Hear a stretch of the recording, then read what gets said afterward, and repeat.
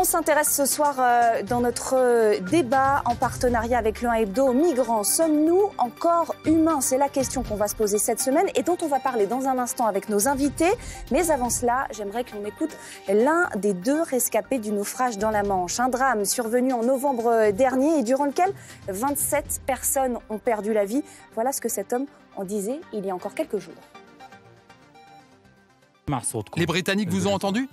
Oui, ils nous ont entendus. Les gens pleuraient « à l'aide » et on a appelé au moins 2 fois, pas une fois. Après ça, personne n'est venu, le bateau a coulé et les personnes sont mortes. J'ai nagé et nous sommes restés dans l'eau 10 heures. Et pour en parler après ce drame, un de plus sur une trop longue liste, une liste qui continue de s'allonger, eh bien nous sommes maintenant en direct sur ce plateau avec Catherine Vitol de Vendenne. Bonsoir. Bonsoir. Merci d'être avec nous. Vous êtes politiste et directrice de recherche émérite au Centre de recherche internationale de Sciences Po. Vous êtes spécialiste des migrations internationales et notamment l'auteur d'Atlas des migrations, de nouvelles solidarités à construire. À vos côtés, François Gémen. Bonsoir à vous. Bonsoir. Vous êtes géopolitologue, chercheur au FNRS qui se trouve en Belgique. Vous dirigez l'Observatoire Hugo de l'Université de Liège. Ça étudie notamment là-bas les migrations environnementales. Et vous avez pour votre part publié Géopolitique du climat, les relations internationales dans un monde en surchauffe. Nous sommes aussi avec... en direct, Frédéric Guénog, bonsoir à vous. Vous êtes président de l'association de l'Auberge des migrants qui se trouve à Calais. On va tous vous entendre dans un instant, mais avant, je me tourne vers vous. Julien Bisson, rédacteur en chef du 1 Hebdo, bonsoir. Bonsoir Lucie. Alors vous allez, Julien, nous expliquer ce choix. C'est le dernier numéro du 1 et vous avez décidé de vous intéresser aux migrants, à la situation migratoire. C'est vrai, on a choisi le corrosif plutôt que le festif avec ce numéro, car au moment où nous allumons des lumières pour Noël, eh bien, ce sont les feux de notre humanité qui vacillent. La mort de 27 migrants, on l'a vu au large de Calais, l'épisode biélorusse, quelques semaines auparavant, les dizaines de milliers de morts engloutis dans la Méditerranée ces dernières années, tous ces drames participent à ce que le pape François a appelé un naufrage de civilisation, un naufrage dont nous sommes tous, en réalité, collectivement responsables. C'est pourquoi il nous a paru nécessaire de consacrer notre dernier numéro de l'année, vous l'avez dit, à cette question, pour ne pas fermer les yeux face à l'inacceptable et pour comprendre aussi comment retrouver une forme d'humanité commune, un imaginaire différent qui nous permette de penser la question des migrants autrement. Et pour cela, on va se tourner tout de suite vers Frédéric Guénog. Frédéric Guénog, vous êtes sur le terrain, vous êtes à Calais, vous côtoyez les migrants, ceux qui veulent rester en France, ceux qui veulent passer vers l'Angleterre pour la plupart. Comment est la situation actuellement? On est quasiment un mois après ce drame terrible et 27 personnes qui sont décédées dans la Manche. Alors l'inhumanité, effectivement, est un qualificatif qu'on peut employer pour la situation à Calais. Elle est double. L'inhumanité, c'est d'abord l'insuffisance de l'accueil dans l'Union européenne, c'est le blocage de la frontière et c'est l'annulation par les Britanniques, pratiquement l'annulation des possibilités d'accès légal en Grande-Bretagne. Et l'inhumanité, elle est aussi dans les conditions de vie qui sont imposées aujourd'hui aux exilés sur la frontière franco-britannique, à travers notamment les expulsions permanentes et l'enlèvement des affaires personnelles des migrants, à travers les entraves qui sont mises au travail des associations comme l'Auberge des migrants, arrêtés préfectoraux d'interdiction de distribution de nourriture, panneaux d'interdiction de stationner ou rocher là où on distribue, insultes à l'occasion, procès-verbaux tout à fait arbitraires. Voilà, donc on peut effectivement parler d'inhumanité concernant on va dire, les options politiques de l'Europe et de la France et de la Grande-Bretagne ici à Calais. Catherine Vitol de Vendenne, vous écoutez Frédéric Guénog. Qu'est-ce que ça vous inspire? Comment est-ce que la France considère et traite ces migrants qui sont aujourd'hui à Calais? Je pense qu'il y a beaucoup de gens parmi les décideurs qui sont convaincus qu'il faut rendre la vie impossible aux migrants pour qu'ils cessent de venir à Calais. Or, ils viendront toujours à Calais, parce que Calais, c'est en face de Douvres. Donc, c'est un point de passage très important. Et la dissuasion, depuis 20 ans maintenant qu'on a cette affaire de Calais, ne fonctionne pas. Donc, je pense qu'il est urgent de regarder d'autres solutions. Est-ce que ces autres solutions, ça vaut que pour Calais ou ça vaut aussi pour tout le territoire français? Pour l'ensemble, pas seulement français, mais européen. C'est-à-dire que l'autre solution, c'est d'ouvrir plus les frontières. Je le dis depuis très longtemps, je ne suis pas la seule. Beaucoup de chercheurs ont la même conclusion que moi. Je pense qu'il va falloir, à la fois face aux défis démographiques, face aux besoins de main-d'œuvre qu'on a vu, entre autres, dans plusieurs pays avec la crise du Covid, les manques de main-d'œuvre liés à l'arrêt de l'immigration, à la fermeture des frontières. Le rêve des partis d'extrême droite s'était réalisé en 2020 avec la fermeture des frontières. Donc il faut ouvrir plus. Parce que si on ouvrait plus, on aura plus de gens qui viennent légalement. C'est ça le sujet. Ouvrir l'immigration légale à plus de profils de personnes, d'une part. Et d'autre part, ça résoudrait une partie du droit d'asile, c'est-à-dire faire le tri entre les gens qui correspondent au profil des demandeurs d'asile selon la Convention de Genève et puis ceux qui ont plus des profils de travailleurs. C'était le cas autrefois. En attendant, François Gémen, on a des drames qui s'accumulent. On a parlé du drame de Calais, 27 morts au large des côtes françaises. On a parlé des morts dans la Méditerranée, 23 000, je crois, au moins 23 000 depuis 2014. Ces catastrophes humaines, est-ce qu'elles sont le fait des passeurs qui sont responsables de tout cela, ou est-ce qu'on est collectivement responsable? Est-ce que ça peut être partagé par plusieurs acteurs? Je crois que nous en sommes collectivement responsables, et quelque part c'est un peu le revers des démocraties, c'est que nous sommes tous d'une certaine manière comptables des actions posées en notre nom par nos gouvernements.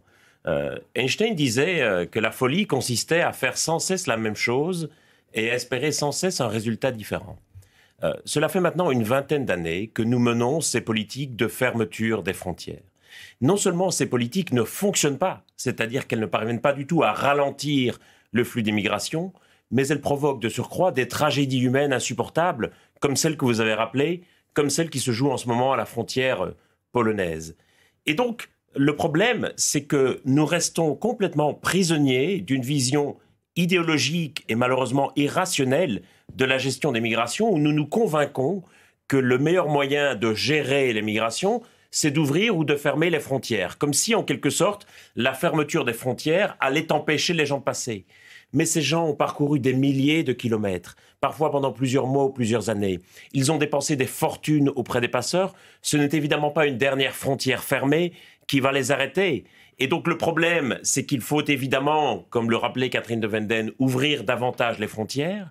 Mais il y a quelque chose culturellement qui nous en empêche, parce que nous avons tendance à penser que ce serait le chaos migratoire, si c'était le cas, que tout le monde s'y engouffrerait, alors que le seul effet de la fermeture des frontières, c'est de rendre les migrations plus dangereuses, de créer ce qu'on appelle une crise migratoire qui va pousser à la fermeture des frontières, parce que plus nous avons l'impression d'être en crise, plus nous nous sentons rassurés quand les frontières sont fermées, et c'est cela qui va provoquer cette tragédie, c'est cela aussi qui va créer le développement du business des passeurs. Mais est-ce qu'aujourd'hui, on est en crise ? Est-ce qu'aujourd'hui, on est dans la même situation que la crise migratoire de 2015, qui avait quand même été vécue comme un espèce de tournant en France et dans toute l'Europe?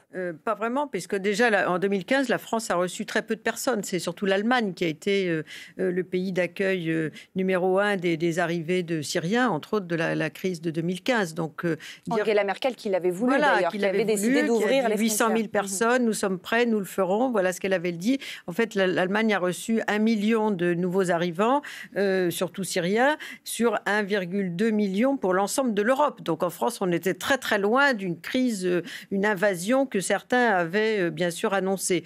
En fait, mais la crise, elle est liée au blocage, c'est-à-dire plus les frontières sont fermées, plus il y a un trafic du passage, et plus on va rendre difficile le passage, plus le trafic va être encore plus important, il rapportera encore plus d'argent, il y a plus de trafiquants qui vont se mettre sur ce créneau-là. Donc c'est ça la crise, en fait. La crise migratoire, c'est la crise du passage, du trafic et de la très grande difficulté de gérer dans un contexte où on ferme les frontières. Donc on a fermé depuis 1974 en France l'immigration de travail salarié, par exemple, 1974. Donc en fait, on est dans un contexte qui correspond plus du tout à la réalité telle qu'elle se présentait avec le début de la désindustrialisation des années 74. Mais on en est resté là et la dépendance à l'égard de l'opinion publique supposée à travers les sondages a des effets ravageurs sur la prise de décision publique concernant les migrations à l'échelon national, mais aussi à l'échelon européen. Frédéric Guénoc, sur le terrain, vous avez pu constater ce qui s'est passé depuis 2015. Qu'est-ce qui a changé? Comment ça s'est déroulé à l'auberge des migrants? Comment est-ce que vous avez vu les évolutions depuis le début de cette crise en 2015? Alors, mon association, comme les autres, doivent sans cesse s'adapter à un contexte qui est assez mouvant. Il y a eu cette période 2014-2015 avec des arrivées massives. Vous savez qu'il y a eu plus de 10 000 personnes sur ce qu'on a appelé la Grande Jungle de Calais.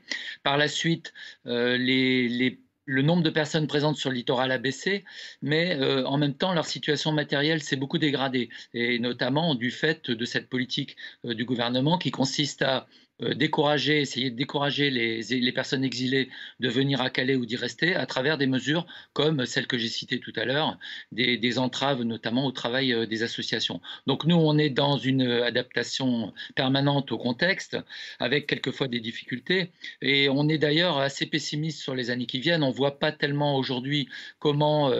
donc on voit que la politique européenne va probablement évoluer dans un sens plutôt négatif en termes d'accueil. Donc nous, on s'organise pour durer, pour être capable d'assurer le minimum humanitaire pendant les années qui viennent. Mais François Guénoc, vous nous dites on craint un petit peu les années à venir. C'est-à-dire que ça peut être pire qu'actuellement, ça peut être pire qu'en 2015, selon vous ?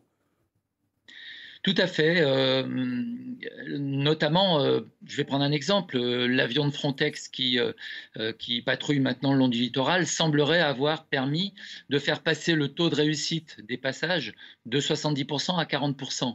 Quel va être l'effet de ces difficultés supplémentaires pour passer? C'est tout simplement que le tarif des passeurs vont augmenter et que les personnes prendront encore plus de risques. Par exemple, partiront d'encore plus loin. Du littoral, pourquoi pas de Normandie, il y a même eu des tentatives de Bretagne. Donc effectivement, à ce point de vue-là, les mesures qui viennent d'être annoncées depuis quelques semaines, notamment suite au naufrage, vont plutôt dans le sens d'une dégradation de la situation des exilés ici sur le littoral. François Gemène, vous écoutez ce témoignage. Est-ce que ça veut dire qu'on n'a rien appris depuis 2015, qu'on n'a rien appris, on n'a tiré aucune leçon? Absolument aucune, et je dirais même qu'on est dans une situation bien plus problématique encore qu'en 2015, parce que ce sujet de l'immigration et de l'asile est devenu un sujet de division profonde des Européens, et qu'on sait bien que dès que l'on va évoquer ce sujet, il va y avoir des divisions et des tensions profondes entre pays de l'Union européenne et aussi parfois au sein de certains gouvernements. C'est pour ça que l'Union européenne se trouve désormais dans une position de grande vulnérabilité face à des régimes qui vont utiliser les migrants pour essayer d'obtenir des éléments diplomatiques de sa part. Et l'Union européenne est victime de chantage. On l'a vu en Biélorussie avec le dictateur Loukachenko, on l'a vu en Turquie avec le président Erdogan, on l'a vu au Maroc. Désormais, dès qu'un pays un peu hostile à l'Union européenne va vouloir obtenir quelque part quelque chose de sa part, il sait qu'il va pouvoir précipiter à sa frontière des centaines ou des milliers de migrants et que cela va provoquer une crise diplomatique. Donc on est aujourd'hui dans une situation, à mon sens, encore beaucoup plus dramatique que nous l'étions en 2015. Ce dont on se rend compte, c'est que finalement, cette question de l'immigration, non seulement elle est vue comme un problème, partout, en Europe et pas seulement, mais en plus, c'est une question nationale. Les pays, chacun décide de la situation sur leur territoire. On va parler d'immigration légale, si vous le voulez bien. L'immigration légale en France. Et pour cela, on va se tourner vers Alexandre Hébert. Alexandre, vous avez regardé les chiffres, les dernières études, l'évolution de cette immigration légale en France. Qu'est-ce que ça dit ? Oui, on va s'intéresser à la réalité de cette immigration légale par les chiffres que nous donne l'INSEE. Regardez, 6,8 millions, c'est le nombre d'immigrés en France aujourd'hui selon l'INSEE. Ils représentent donc 10,2% de la population. On va regarder autre chose, ce sont les titres de séjour. Regardez, ils sont ici. L'an dernier, environ 219 000 titres de séjour ont été donnés dans notre pays. C'est un chiffre qui est en baisse de presque 21%. Et cette baisse, d'ailleurs, on l'observe dans tous les différents types d'immigration économique comme regroupement familial. Mais la pandémie a pu jouer un rôle dans cette baisse. On va donc regarder l'évolution totale de l'immigration depuis 1920 en France. Ce qu'on voit immédiatement, c'est un premier gros pic ici à la fin des années 40 jusque dans les années 70 et puis un deuxième pic ici au début des années 2000 jusqu'à aujourd'hui. Alors quand on le voit comme ça, on pourrait se dire qu'il y a eu une très forte hausse exponentielle de l'immigration, mais en fait quand on regarde par rapport à la part totale de l'immigration dans la population, eh bien on voit que ça n'est pas si élevé, en fait plus 2,4 points lors du premier pic et plus 2,9 lors du deuxième pic. Il y a donc eu une hausse de l'immigration, mais pas forcément une explosion qu'on nous décrit parfois. Alors ça, c'est la situation en France pour l'immigration légale, Alexandre. Et on a pris le parti aujourd'hui dans le 18-20 de comparer cette situation française à celle d'un pays où l'immigration est historique. On va parler des États-Unis, les États-Unis qui ont connu en plus ces dernières années, sous la présidence de Donald Trump, un discours anti-immigration très important. Quand on compare les chiffres de la France et des États-Unis, qu'est-ce que ça nous dit cette fois-ci ? Eh bien, on va se baser sur une étude de l'université George Mason en Virginie. D'abord, il y a 44 millions d'immigrés aux États-Unis qui représentent 13,6% de leur population. 23% de cette population est aujourd'hui en situation irrégulière, sans papier. C'est une différence avec la France, puisqu'on estime qu'en France, que cette part est plutôt de 4,5%. Chaque année, il y a aux États-Unis 1 million d'immigrés qui arrivent sur le territoire et un peu moins de la moitié deviendra un jour américain. Enfin, différence avec la France, contrairement à notre pays qui, on l'a vu tout à l'heure, a connu 2 pics très distincts, eh bien, depuis les années 60, ça n'a jamais cessé d'augmenter. Aux États-Unis, il y avait 9 millions d'immigrés en 1960 et on est à quasiment 45 millions aujourd'hui. Et c'est pareil pour la part dans la population, 5% de la population était immigrée en 1960 contre, je vous l'ai dit tout à l'heure, 14% aujourd'hui. Catherine Wittol-de-Benden, vous avez vu ces chiffres qui montrent notamment les chiffres de l'immigration en France. Comment est-ce que vous qualifieriez la politique migratoire en France, la politique du gouvernement au cours du dernier quinquennat ? Elle est frileuse, si j'ose dire. Parce qu'en fait, on n'a pas changé grand-chose. On est resté sur la dimension sécuritaire alignée sur la politique européenne. On n'a pas ouvert l'immigration de travail, sauf dans quelques secteurs très, très, très qualifiés. Le seul secteur dans lequel on est ouvert, mais qui n'est pas spécifique à ce quinquennat, qui est une tendance depuis longtemps, c'est l'ouverture aux étudiants.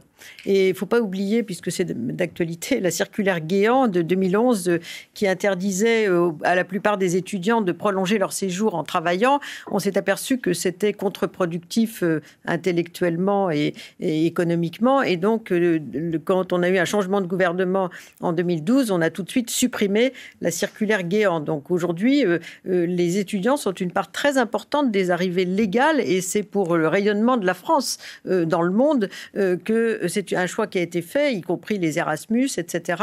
Tout ça, c'est tout à fait positif. Pour le reste, on est sur la restriction, sur tous les chapitres qui sont les critères du regroupement familial qu'on ne peut pas interdire. Je réponds à ceux qui veulent l'immigration zéro. Les critères, l'asile est devenu, et c'est beaucoup durci depuis les années 2015. Aujourd'hui, on est à peine 35% de gens qui obtiennent le statut de réfugié. Il ne faut pas croire qu'on brade le statut de réfugié en France. Ensuite, on a également les autres facteurs d'entrée. L'immigration de travail, c'est à peine 20%, même pas, selon les années, entre 15 et 20% de l'immigration légale dans les secteurs où on en a besoin, etc. Donc en fait, on est dans un contexte extrêmement plat, si j'ose dire, d'électrocardiogramme plat concernant l'immigration en France, si on compare par exemple à la situation de l'Allemagne, qui, elle, a annoncé avec son nouveau gouvernement une politique d'immigration moderne, en disant il faut penser l'ouverture des frontières à une immigration légale de travail pour des raisons économiques, démographiques, de compétitivité. On n'y est pas du tout en France. Mais ça veut dire quoi concrètement ? Qu'est-ce qu'on met en place ou qu'est-ce que veut mettre en place l'Allemagne pour arriver à cela et que nous, on devrait peut-être suivre ?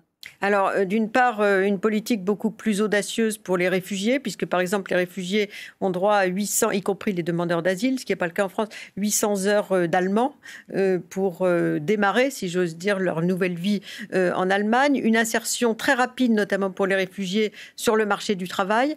Des accords, des annonces avec des permis à point de travail dans les secteurs où on en a besoin, qui ont été mis depuis plusieurs années. Donc il y a une politique extrêmement volontariste, y compris celle de Mme Merkel à l'égard des réfugiés. Et François Gémen, l'Allemagne vient de sortir d'une campagne électorale où la question migratoire était quasi absente. On rentre, nous, dans une campagne électorale où on voit bien que c'est une question centrale du débat public. Pourquoi ? Est-ce que c'est une attente des Français qu'on parle d'immigration ou est-ce que c'est plutôt une question politique, une instrumentalisation de ce débat ? Je dirais qu'il y a une culture politique complètement différente en Allemagne et que la démocratie allemande, à n'en point douter, est une démocratie plus apaisée que la démocratie française. Et on a vu que la campagne, effectivement, avait porté davantage sur des sujets de fond.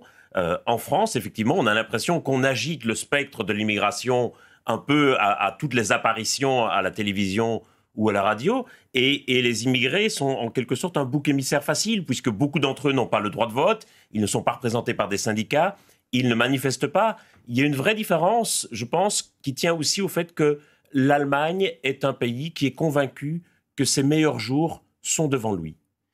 La France se plaît dans une sorte de logique décliniste, et beaucoup sont persuadés que les meilleurs jours de la France sont derrière elle. Et toute une série de candidats, à gauche comme à droite, ont construit leur discours sur une idée de remontada ou sur une idée de reconquête, l'idée qu'on allait rendre à la France une sorte de grandeur passée. Et donc, oui, il y a en France une certaine façon de se complaire dans le passé, c'est-à-dire aussi vers un pays où l'immigration était moins importante que maintenant, où la population était plus homogène qu'elle ne l'est aujourd'hui.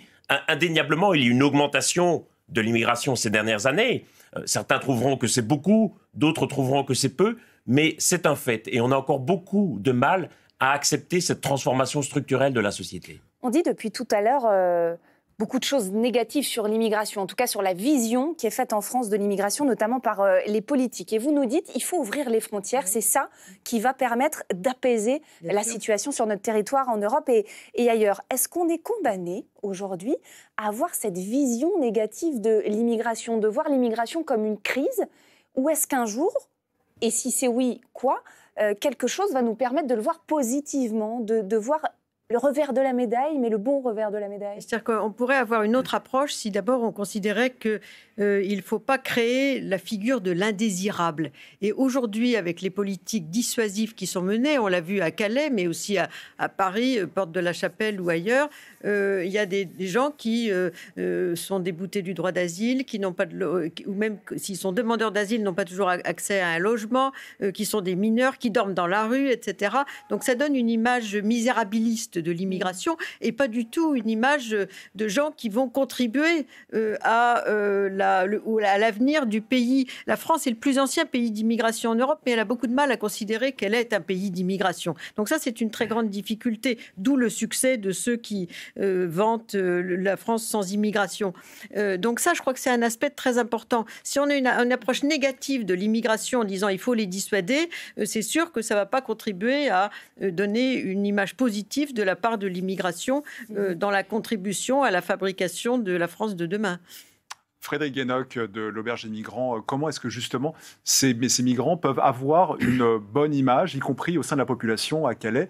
Comment est-ce que ça se passe avec les habitants qui sont là-bas? Alors, il y a eu un sondage qui a été fait par l'Institut Harris à la demande de Amnesty International qui a montré que les Calaisiens, à peu près à 70%, avaient de la compassion pour les personnes qui étaient là. Donc il y avait une minorité qui finalement se plaignait de la présence des exilés et simplement les Calaisiens déclaraient qu'ils ne connaissaient pas bien l'action des associations et on a fait tout un travail dans cette direction-là. On peut comprendre l'usure des Calaisiens quand même parce que le problème dure depuis 30 ans maintenant ici et on a un gouvernement qui s'entête dans une politique qu'on peut qualifier, qui est extrêmement coûteuse. Monsieur Darmanin lui-même a dit que l'argent britannique ne couvrait pas la totalité du coût des dispositifs ici à la frontière. Une politique qui est complètement inefficace, on le voit à travers les chiffres notamment des traversées de la Manche, et une politique qui est complètement inhumaine. Et le souhait des Calaisiens, et évidemment le souhait de nos associations, serait qu'effectivement une véritable politique d'accueil se mette en place en Europe et en France, et que et dans ces conditions-là, il y aurait évidemment beaucoup moins de monde ici sur le littoral. Il ne resterait que les gens qui ont véritablement la volonté d'aller en Grande-Bretagne. C'est la minorité. La plupart des gens qui sont ici à Calais sont des gens pour qui la Grande-Bretagne est la dernière chance parce qu'ils n'ont pas été accueillis sur le continent européen. Merci infiniment Frédéric Guénoc d'avoir été en direct avec nous dans le 18-20 de France Info. Merci aussi à vous Catherine Vitol de Vendenne et à vous François Gémen d'avoir été à nos côtés pour vos analyses. Julien, on se dit à l'année prochaine parce qu'on se retrouvera en 2022. À l'année prochaine, Lucie. À l'année prochaine donc évidemment puisqu'on continuera à vous parler du 1 Hebdo.